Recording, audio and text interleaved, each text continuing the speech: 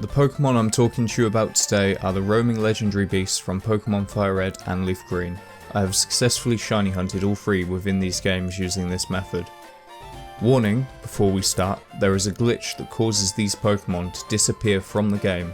If you're trapping one of the beasts with mean look, shadow tag etc. and they roar, they will disappear forever.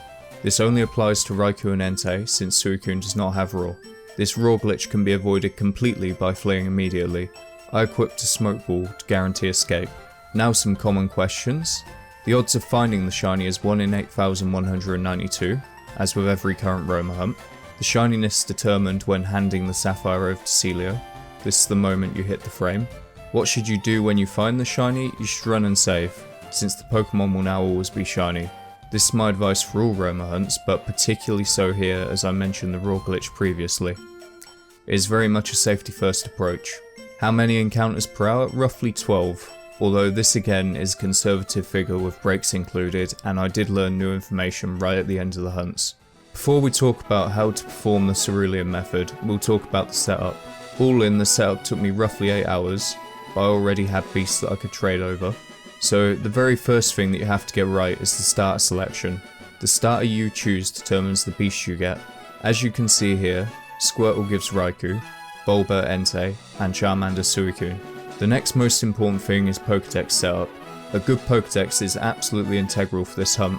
I'm going to cover options that work for each. First up, we'll talk about Entei. Entei is special in that it benefits the most from having a setup that isn't universal to all three. I recommend that you use A to Z mode with Entei and ensure that the Pokédex lands on it after a few scrolls. This is as good as the Pokédex gets. Next up, I'm going to present you with two options for a universal Pokédex setup. Option number 1 is faster, option number 2 is more convenient. Option number 1 relies on Bulbasaur being the lightest thing in your Pokédex.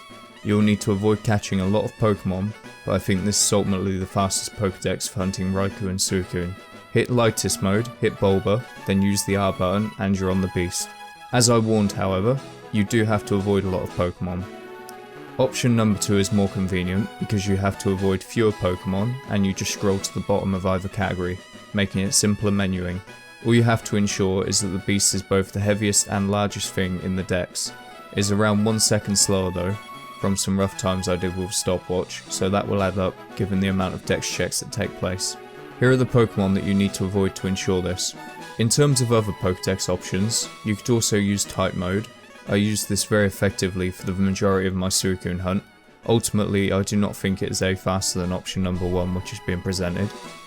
Next, in terms of party Pokemon, you'll need a KO'd Illuminate Pokemon leading the party, a KO'd Fly Pokemon in slot 2 for easy menuing, and a level 40 to 50 Pokemon holding a Smoke Ball to repel trick off of. I suggest this Pokemon also double as your capture Pokemon. I used a Gengar. Any plus speed Gengar will outspeed any Fire Red or Leaf Green roamer after 5 Carbos. If you want your own Gengar, Ghastly learns Mean Look at level 48, be sure not to evolve it until then, and the move relearner can grant you Hypnosis. Anyway, here's an example of the party I used. Now, to briefly summarise what you need to do in the game to get to the point where you're ready to hunt, you need to pick the correct starter, beat the Elite Four, and register 60 Pokemon, carefully avoiding the ones that you need to. Then trade in the appropriate beast from another Fire Red Leaf Green cart once you unlock the national dex. Now purchase 10 to 15 max repels and finish up the Sebi Islands questline until you have the Sapphire. Next, go back to Celio, do not hand him the Sapphire yet. Ensure your party is all set up, and then put on a max repel and save directly in front of him. You are now ready to hunt. If you save after talking to Celio at any stage, the hunt is ruined and you will have to set it up again since you hit the frame whilst talking to Celio.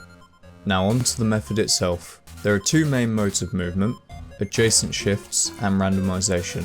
The only way to cause an adjacent shift is to cross a route boundary, or in plain terms, move in/out of Cerulean, or onto a new route.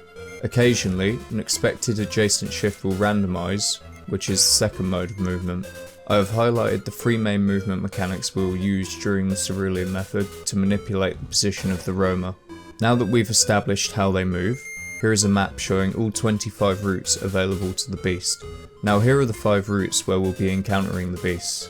Given that you now understand that the beast will move to an adjacent route each time we move into a new route or back to Cerulean, this map shows the number of adjacent routes available to the beast at each position.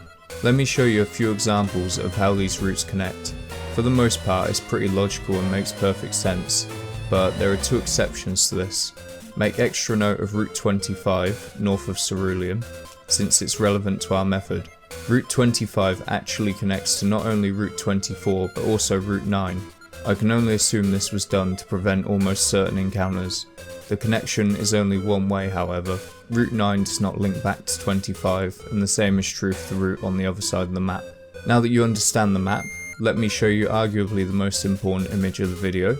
This will also be available as an Imgur link in the description below.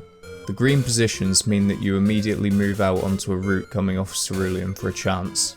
Yellow/red mean you shuffle on a route boundary, as seen in this clip.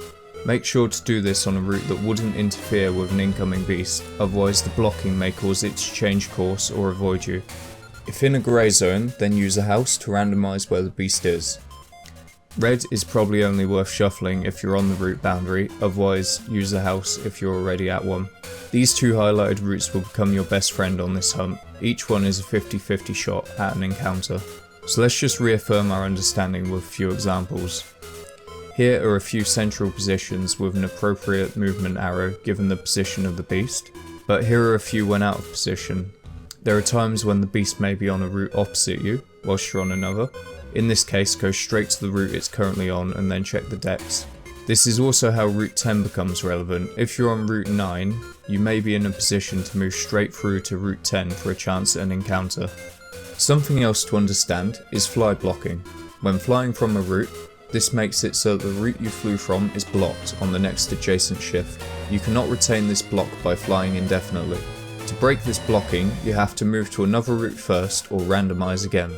So what this means practically is you cannot ever fly from a route, then move back onto said route and get an encounter. This will never work.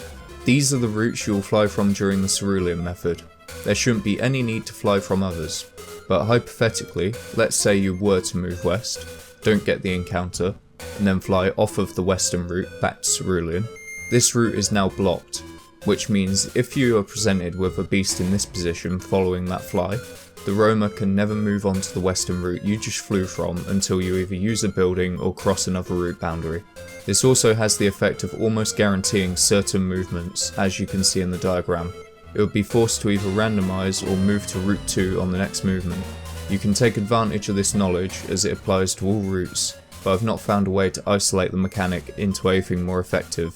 So now we're going to cover how to encounter and capture a beast for trade without the Pokédex.